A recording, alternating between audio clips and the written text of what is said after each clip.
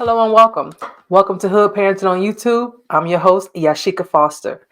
Today, this one is for us all. For us all. And I am talking about stages of parenting. I'm not going to go off and say that my stages of parenting is aligned with any type of psychological research or clinical research or diagnoses or anything like that. But I just want to talk about some of the things that we have to endure as parents as we go through the different stages of parenting as our kids go through different stages of life, right? So, of course, in your beginning stages, you have when they're little, right? That's the stage where, I don't know, up to about 10 or 11 years old, where you don't really ask them their opinion. You more or less tell them what they're going to do. Now, you might ask them for a little feedback here and there, but for the most part, though, your rules, your way, and you know what's best for everybody involved, right? Regardless of whatever they say it is. Those stages of parenthood, I feel, is a little bit more easier. Why is that more easier? Because a lot of us are working from a place of trying to give our kids a little bit more than what we had as children, or trying to give them a better life than the one that we may have experienced, especially if you are from like the hood or the projects or the ghetto or some area that is not as funded as other areas, right? The ones who lack resources. Okay. When we're talking about the earliest stages of parenthood, like I said, up until about 10 or 11, depending on your child, how your child is, responsibilities, things like that. Those stages are a little bit more, you can easily manipulate them stages a little bit different. As we go into the preteens or the teenage years, I would say the preteens. So that's your 11, 12, 13, and then they're like really feeling themselves then because they're really teens and when they get 13. But the preteens is like your 11, 12, and some of the 13.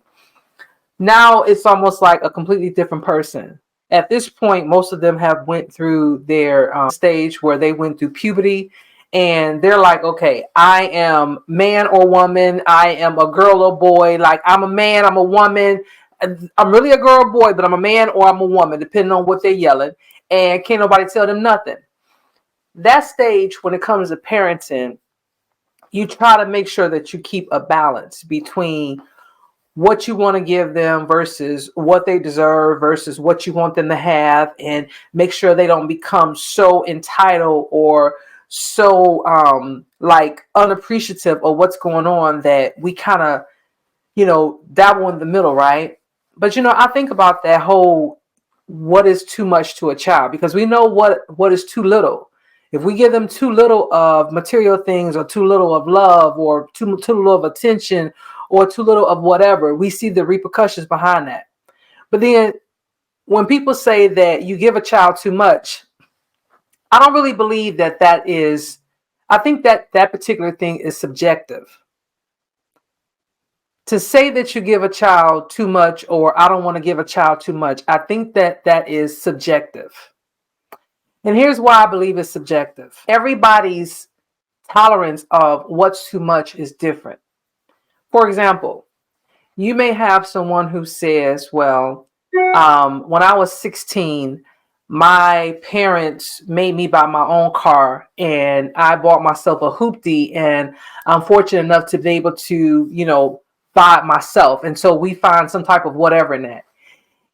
That's one level, because the parents is like, okay, I'm gonna make sure you have what you need to get the car, however they do it, whether you work for the money, whatever. Somehow your parents still up in there, but you feel a little bit of pride in saying that I did it myself. That's one way of looking at getting a car at 16. Then you got that kid that gets a car at 16 because their parents bought them a used car at 16, and they're like, oh my God, my parent or my parents bought me a car and they gifted it to me when I turned 16. Oh my God, they're paying for everything. I don't have to pay for anything. The person who's looking at that and who bought their own car will be like, wow, well, your parents are doing a lot. Like, good for you, right? Depending, because again, when I talk about how much you give a child, it's subjective. But then you might have somebody that parents buy them a brand new Camaro, a brand new Ferrari, a brand new whatever your fancy dream car is. The parents buy for them at 16 when they get their license.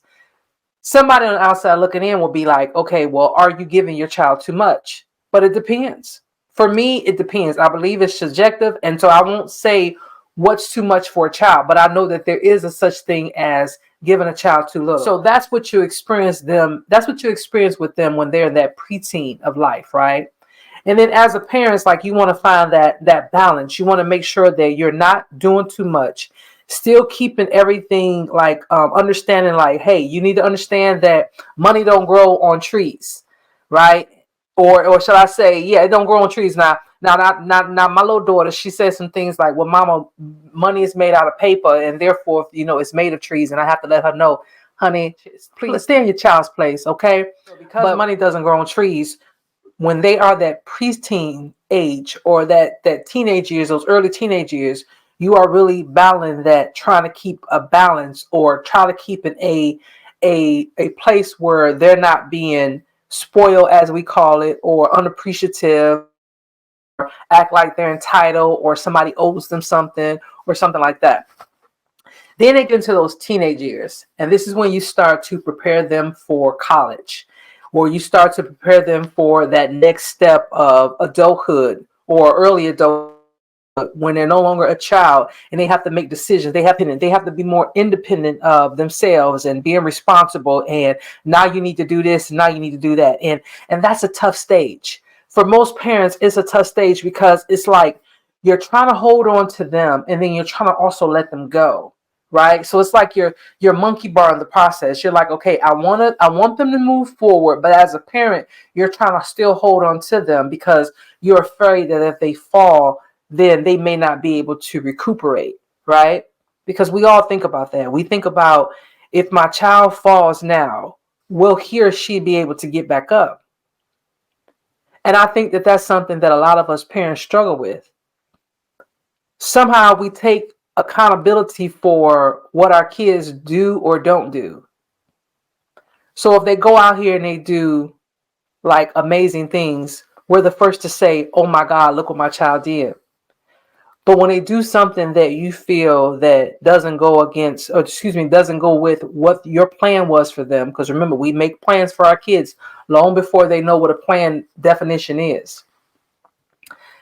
We're not so quick to talk about those things, right? Not saying that we don't circle back around to them, but we have to almost find peace in our hearts before we start talking about those things. So whether it's a child dropping out of high school, or don't go to college, or get into some trouble, or get pregnant, or get somebody pregnant, or tries drugs, or start doing things that we don't want our kids to do, right? Instead of doing the things that we have an idea for our kids that we want them to do, or our young adults, our children, that we want them to do. We get caught up in the outcome. We take it personal if it doesn't happen the way that we think it should happen.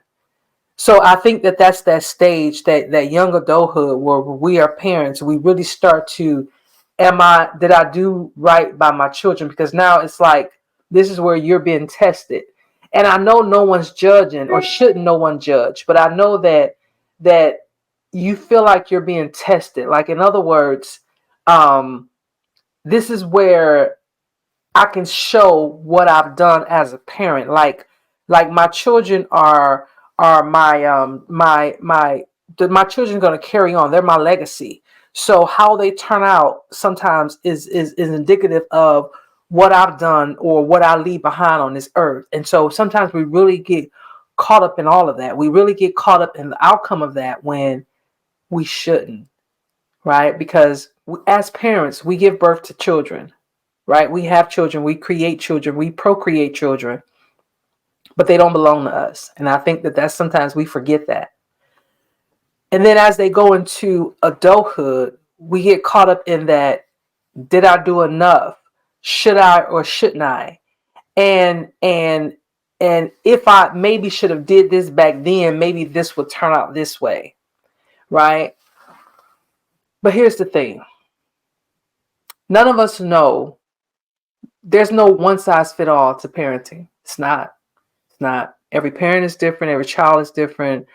What one parent does and sees and experiences will ultimately have an effect on the way they raise their kids.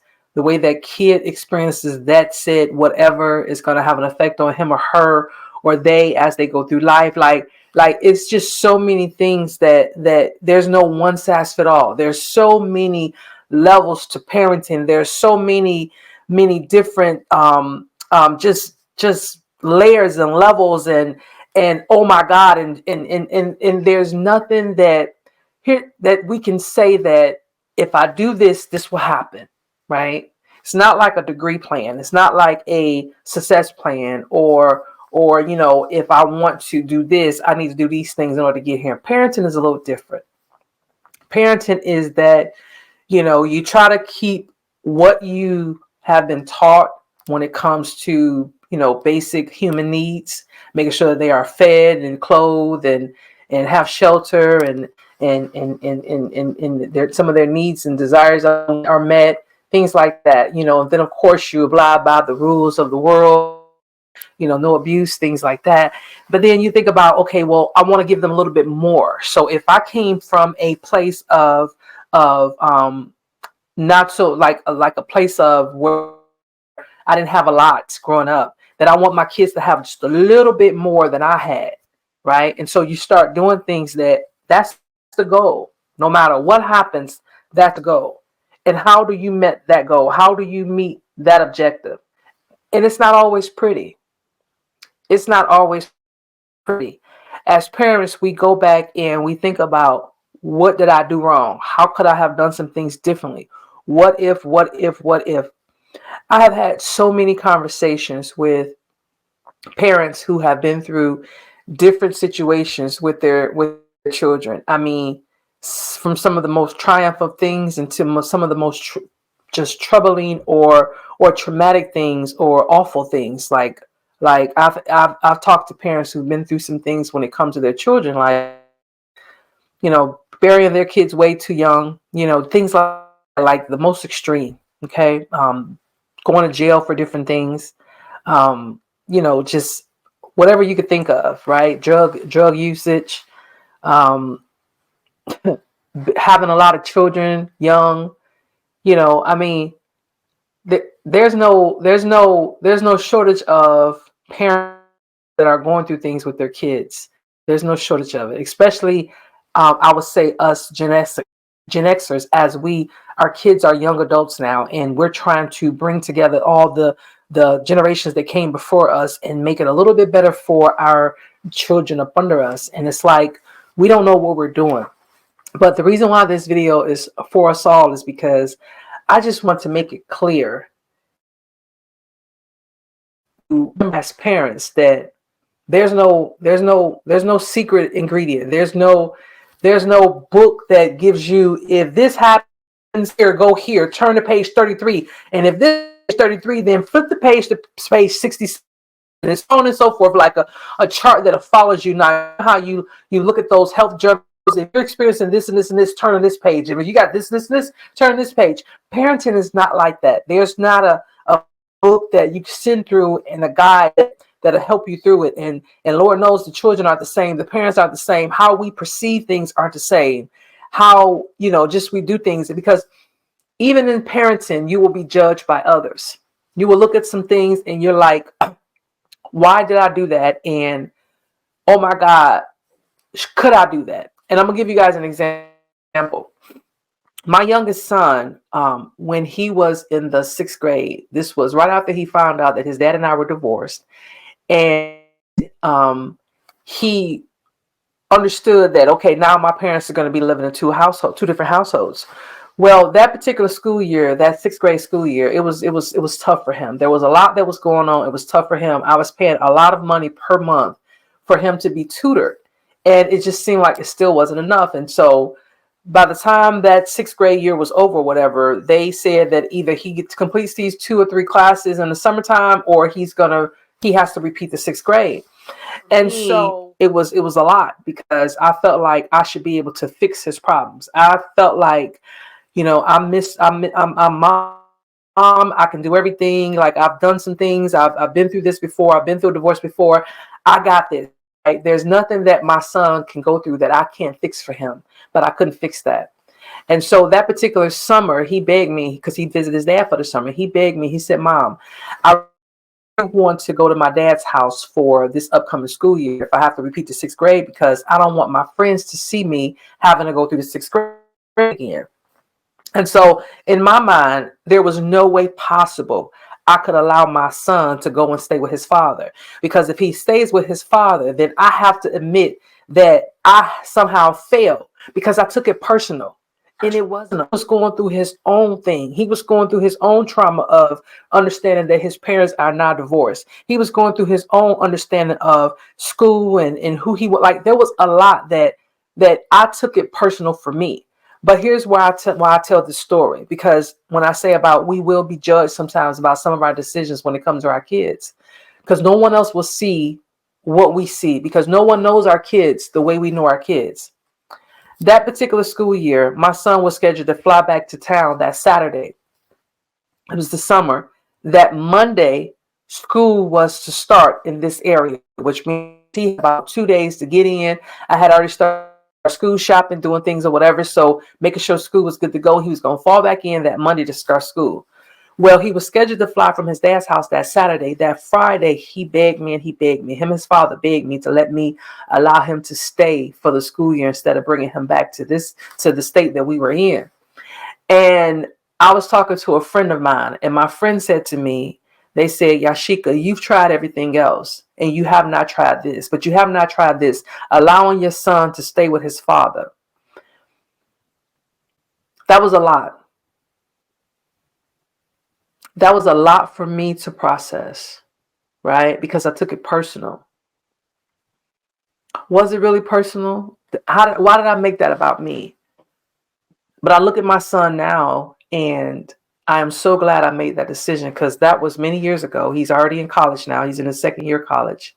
And that was many years ago. But the person that he is today, the kind of person that he is today, I wonder if I had made a different decision, a selfish decision where I was thinking about myself, would he be as happy and free natured as he is now? Because he needed that time with his father. He really did. There was a lot that was going on with him as a young man, and everything was new to him. But I probably wouldn't have done that if I really, really felt in my heart that I cared about what other people said to me or how they judged me. I remember that there were times in that situation where I did judge myself, right? People would say to me, they would say, "Your son stayed with his father." I'm like, "Well, he don't stay with him like that. He just," and I was defending it, right? And I'm like, why was I defending it?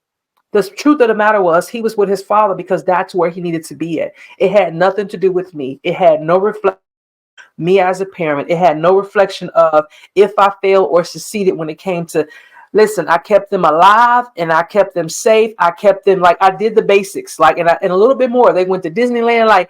Like there's no book to this. There's no one size at all to this, right? So as parents, we have to remember that. We have to not be so tied up to the outcome of things. Understand that through different stages of life, us to adjust as well, because not only are we changing and adjusting, but we're also changing and adjusting because this person is changing and adjusting, right? I remember when my oldest son was from 0 to 8 years old, he enjoyed being tucked in at night. When he got about 8 years old, he was like, I'm a big boy now. I don't want to be tucked no more. So they know what they want when they.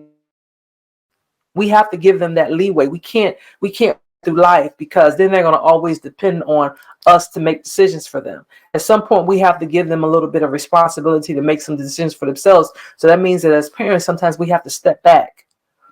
Now, all of our children are not going to get it at the same time. I wish it was that simple. I wish that as soon as they completed college at 22, 23, whatever, a light switch came on, or as soon as they turn 18, a light switch come on. That's not how it's going to happen. Every child is going to be different. Every parent is different. Every situation is different.